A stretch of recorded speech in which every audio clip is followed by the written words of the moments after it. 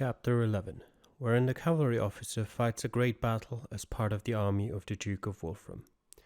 When attempting to estimate the approximate strength of an enemy force, the King's regulations recommend that a scout first reason out the average size of a force marching behind a single banner, then count the number of banners in the entire force. From long experience, you already know that Antari battalions usually number 300 or 400 men. Lords of the Congress do not usually spare more in their efforts to support the war. You also know that this is not uncommon for the Antari to assemble armies of 20 or even 30 banners in their mighty attempts to throw the Terran army into the sea. Over the last 6 years you have even heard news of an army of 45 banners, broken up and defeated only at great cost and effort. You have almost counted your 80th when one of your dragoons taps you on the shoulder. "Sir, Staff Sergeant Fenton's compliments, sir. He's asking what's ahead of us." It is supremely difficult to put into words. The sight of hundreds, if not thousands, of church hussars in their massive banded armor atop great white horses, the sheer solid mass of Antari infantry in their tens of thousands, the fierce-faced Hellions of the Central Plains, looking more like the mother of all barbarian hordes. The sight of each by themselves would be enough to drive a poet to tears of frustration.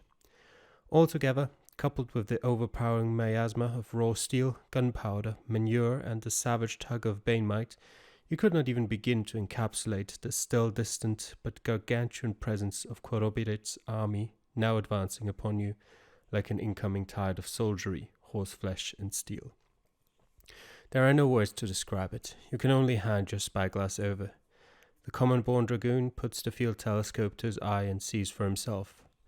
"St. Octavius bouncing tits," he whispers slack-jawed. "How could there be so many?" You shake your head. Never have you seen a force of such gargantuan size. Without hesitation, you quickly scribble as much as you can onto a scrap of paper and swing yourself up to your saddle.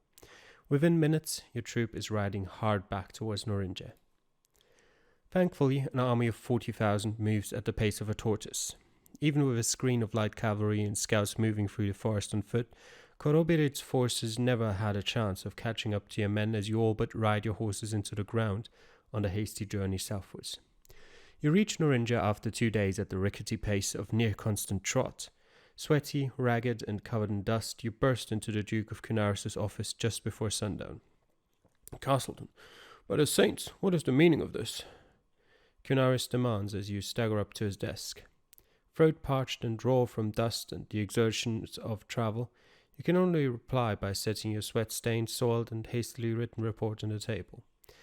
Your colonel's face turns ashen as he reads your missive. I didn't give him that voice before, did I? He had a much higher voice. "Saints have mercy," you hear him whisper, his voice full of terrible awe. Cunaris shoves the message into the fold of his tunic as he springs up from his seat. "Come with me, Lieutenant," he commands, heading for the door. You have little choice but to obey. You do not find it easy to keep up with the Duke of Cunaris' long, hurried strides, with your legs and hindquarters as weary as they are from your mad ride south.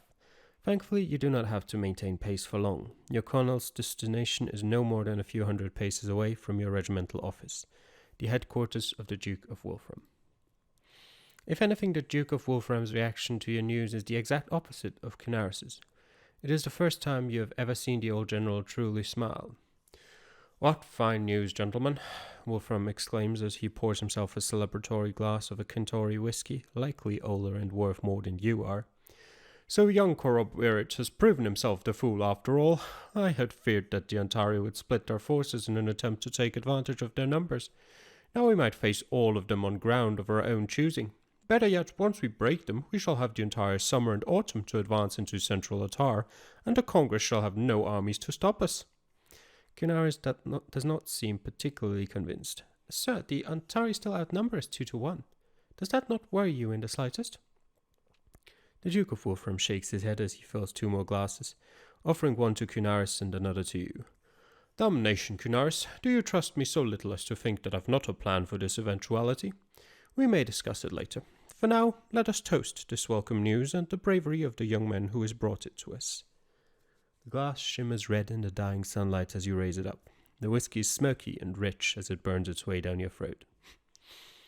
"Now then, Lieutenant," Wolfram says as he places his empty glass on the table, What are your opinions on this? Surely you can see the great opportunity for victory we have before us? You swallow nervously. It is not every day that a mere lieutenant is asked a question by his army's commander. You think carefully and reply. Yeah, I'm confident. Wolfram smiles triumphantly. There, you see, Cinaris, your lad is in my corner. Are you really, or are you just telling the old general what he wants to hear? I'm lying, of course. No, I'm not as confident as I sound, but it's not all dissembling. Canaris does not respond. Even he sees the lack of wisdom in pressing against Wolfram's optimistic prediction.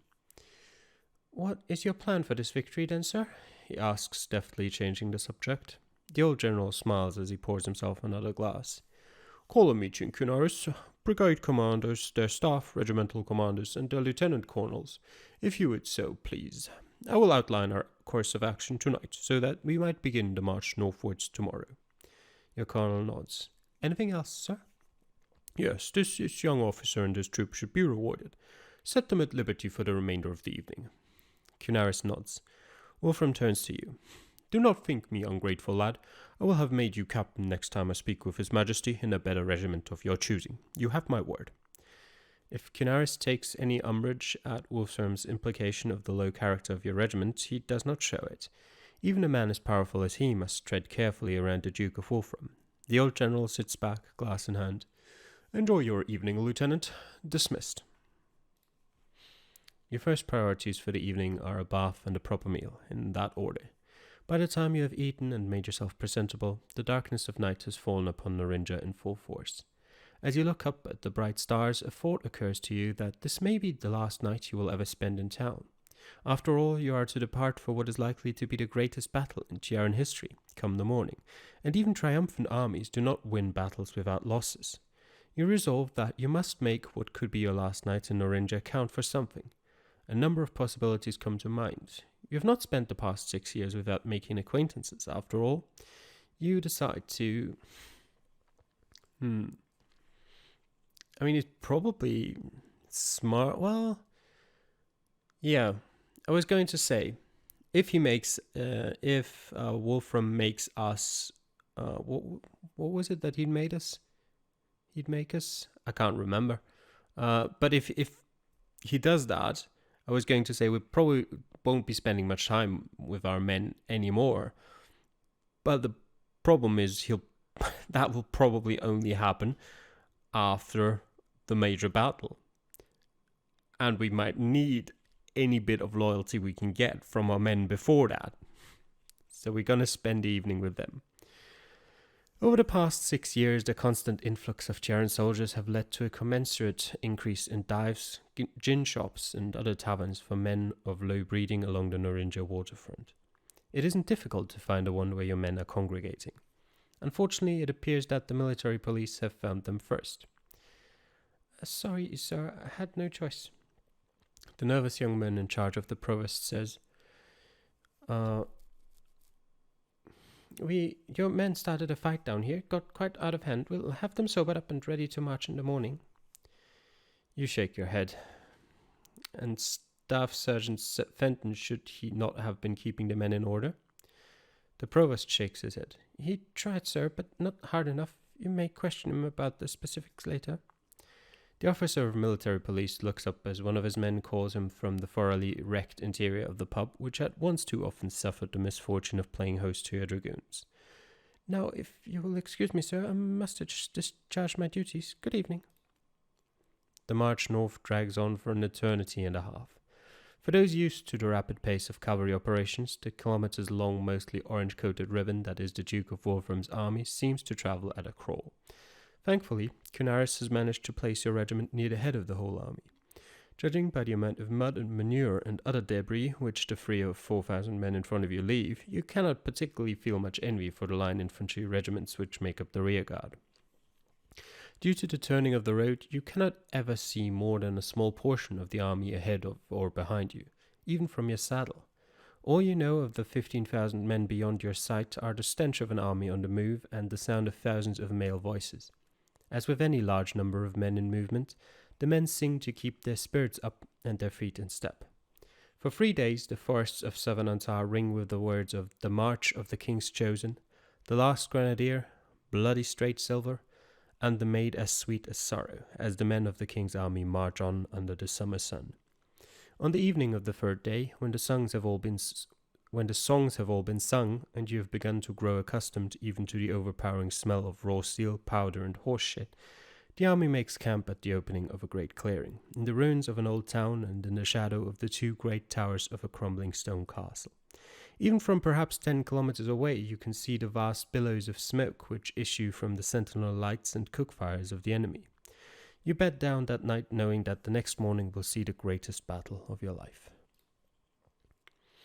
Early the next morning, when the sun is no more than a wistful sigh of light on the horizon, you are called, along with every other troop and squadron commander in the regiment, to the Duke of Canaris's headquarters for a briefing. "Gentlemen, it seems the saints have given us a fine day for sabre work," he says, resplendent in his bane-hardened plates, as you and your fellow officers settle in around the large map in the centre of the appropriated farmhouse. "Better yet, now that we know that the Ontario have not shown sufficient alacrity to seize the high ground." It takes you a few moments of staring at the map to understand what Canaris means, but you manage to puzzle it out. A ridge runs across the open expanse of the clearing, perhaps the height of a 2-story house. Instead of taking it quickly, as would have been expected, the Ontario had apparently ceded the advantageous terrain to your own army. "Since we have the ridge," Canaris continues, "the Duke of Wolfram has decided to position the main line of our infantry atop this high ground. Our artillery will be placed in 2 batteries. The first one here, in between Castlemaine and Tower Bridge's brigades." Canaris points at a salient in the ridge which juts out northwards in a gentle curve. "The second here, at the left flank of Havenport's brigade." The Duke looks up at each of you.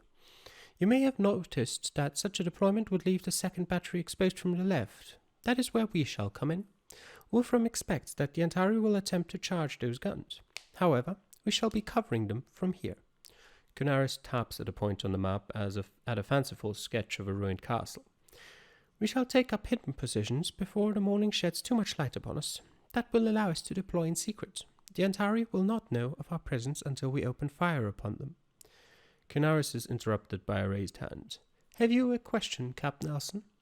Your squadron commander nods. "Does this mean we shall not be fighting mounted, sir?" The Duke nods in return. "My orders from Wolfram are to dismount and fight from cover." His tone leaves no room for dissension. Elson's disappointment is palpable, but Canaris pays it no mind. "I will require every one of you to be as alert as possible. We've no sign of the Ontario Church Hussars. The peacocks haven't shown their faces quite yet." A wave of murmurs washes over the room. Some of your fellow officers actually cheer. If the deadly Ontario Church Hussars are missing from the field, the battle would likely be much easier. One of the regiment's more senior officers, a major, does not share this optimism. He leans forward and points to a spot on the map 600 or 700 paces in front of the extreme right flank of your line. "What about here, sir? The foliage is green enough to hide their bane signature, and from what I saw of it last night, it is certainly tall enough to hide things a great deal bigger than a few thousand men on horses." Canaris shakes his head. "Wolfram is of the opinion that the underbrush and floor are too rough to be passable by cavalry. This means that the hussars are most likely to try to strike from the opposite flank, our flank. The ground is more open there. Therefore, we must assume that shall be so. Am I made clear? We must assume the hussars will hit our flank and be prepared for that eventuality." The room replies with a chorus of "Yes, sir," yours among them. With the issue settled, the colonel continues along the course of his briefing. "Major Keane, you will liaise with the Duke of Wolfram's staff. Lieutenant Colonel Maras, you will take your 6th Squadron and set up fighting positions in the Eastern Tower.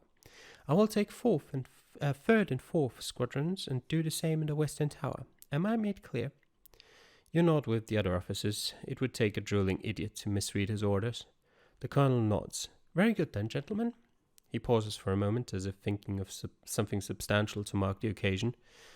"My fellow dragoons, this town which we are standing in is called Blogia. The castle which we are to hold is the castle of Blogia.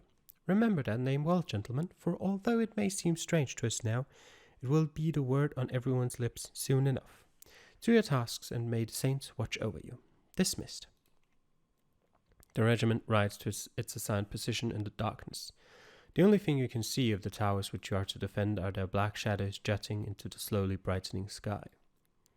The ruined castle of Blowgear is actually a rather impressive sight, once you approach close enough to behold it in spite of the early morning gloom. The two decaying towers, standing some 60 or so paces apart, thrust into the sky like great pillars, surrounded by the ruins of the curtain wall, which once encircled both of them, and the town standing in its shadow.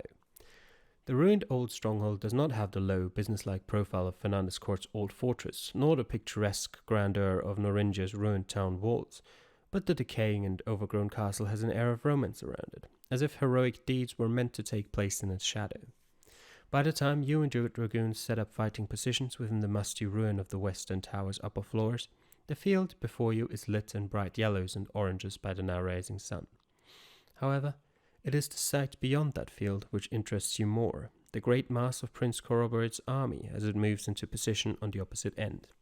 When you had first spied the vanguard of the entire host less than a week before, you had thought that no sight wrought by mortals in the world could ever leave you so shaken again. Being proven wrong does not do much to calm your nerves.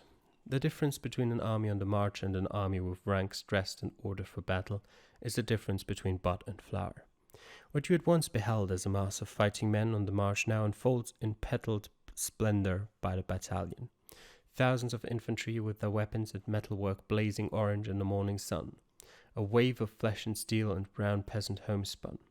Behind them stands a sea of horses, furs and bright plumes of 100 colors. The Antari light cavalry. The full terrible spectacle of the army, which the lords of the League Congress have sent to throw your army into the sea, envelops the entire horizon. From one end of the field to the other, all you can see is the glitter of steel and the vast billows of dust behind it. Your men, it seems, are in even more awe.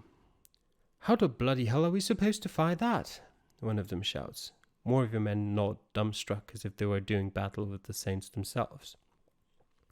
Before you can respond, a confident, measured voice answers from behind you. "They aren't gods, that army out there." Regardless of his own thoughts on the matter, it seems Captain Elson is still doing his best to boost the confidence of the men under his command. "You're all afraid. Well, I can't help that. What I can tell you is this. To keep a tight grip on that fear, to sit on it. Listen to it when it seems to be speaking sense, but do not let it rule you." More men gather around to take some measure of confidence of comfort in your captain's words. "Every man fears, for a hero is not a man without fear, but a man who fears and fights on regardless. So keep fighting, dear fellows. Keep fighting and let the enemy give in to their fear first, because they will be thinking the exact same thing as you. The only thing keeping them going forward is the hope that we will break before they do. Well, that hope will turn to ashes in their throats, for they know not who we are." Elson has the entire squadron in rapt attention now. Over 200 ears begging for his next word. He does not disappoint. "And who are we?" he shouts. The answer is thunderous, from every throat, yours included. "Dragoons! Dragoons! The King's Dragoons!" Your regimental cheer is still ringing in your head when Elson comes up to you, his expression jubilant. "There, right there." He points at a glimmer of silver shining in the dust behind a vast formation of Antari light cavalry. "Take a look at that." You snap your field telescope to your eye for a closer view. On closer inspection, the faint dust-masked image shows itself as a suit of armor, a light with the characteristic blue glow of bane-hardened plate. "The hussars, Castleton. The hussars are here, and better yet, they are on our flank. We shall face the finest heavy cavalry in Antar today."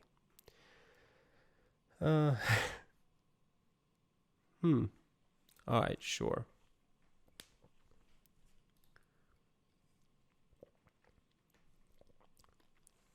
The captain nods his head, a broad grin on his face. "I can see it now. We will charge them as a regiment, like proper cavalry. It will be just like that last great exercise at Fernandez Court." Elson favors you with a sly grin. "Of course, I won't fall off my horse this time, eh, dear fellow?" You nod. The captain has come far from the unsteady boy you once knew in your training. As you open your mouth to voice the thought, you are quite rudely interrupted. Your words, and indeed your very thoughts, are drowned out by the rattle of 1,000 drums and the breathy whistle of just as many fifes, as the serried ranks of the king's army finally begin to take the field. You lean out the castle window for a better view as the regiments of the king's army, of your army, advance to their positions along the ridge. Battalions of orange-coated soldiers advance in a great, graceful arc 4,000 paces wide, extending from the shadowy bulk of the eastern tower to the distant haze of the forest on the horizon. Their ranks sparkle with the flashes of the morning sun on naked bayonets and polished musket barrels. The mortared stones under your feet rattle and tremble under the mighty force of boots trampling the battered earth to the direction of drum beats as loud as thunder and as cacophonous as hail. The sound of the advancing Terran army is joined by a blast of trumpets and the rapid beat of hoofs. You behold a great mass of horsemen, their armor silver in the sun, the wolf's head cuirassiers, the white rose lancers, and 2 or 3 other line cavalry regiments, led by the 24 armored knights of Wolfram's bodyguard. They ride beneath the cloud of colorful banners, the 3 silver wolves Coranton blue of your army's commander, the fortresses and ship of Havenport, the arch and river of Castlemaine, and, greatest of them all, the quartered griffins and towers of the royal house of Rendower. The cavalry and Wolfram's staff take position on the far end of the line. The sound of fife and drum fade away as the massive formations of line infantry settle into their appointed positions in the battle line. Closer to you, but hidden by the bulk of the castle's other tower, you hear the full-throated shouts of gun crews as they wrestle the great iron barrels of the cannon to bear on the enemy. You remember the figures from the briefing. 17,300 men in 24 regiments, accompanied by 48 pieces of artillery. But numbers pale in comparison to the great army that stands alongside you. It is the greatest army that the unified kingdom of Tierra has ever fielded, facing the most formidable enemy host ever seen in its 150-year history. Today, history is to be made. You watch the field in what is almost a dreamlike state as the human tide of the Antari host edges closer and closer to the waiting cannon, muskets and sabers of the king's army. Minutes, perhaps even hours pass as the sun climbs high in the sky and men in their thousands march in sweat and make what might be their final peace with the saints all around you. A concussive blast shatters your fugue state. Your last shreds of reverie fly away as you see the black trail of a heavy iron ball arc through the air away from your lines. The cannonball plows into the front ranks of the Antari infantry, leaving a trail of bloodied earth, body parts, and screams in its wake. The great battle has begun.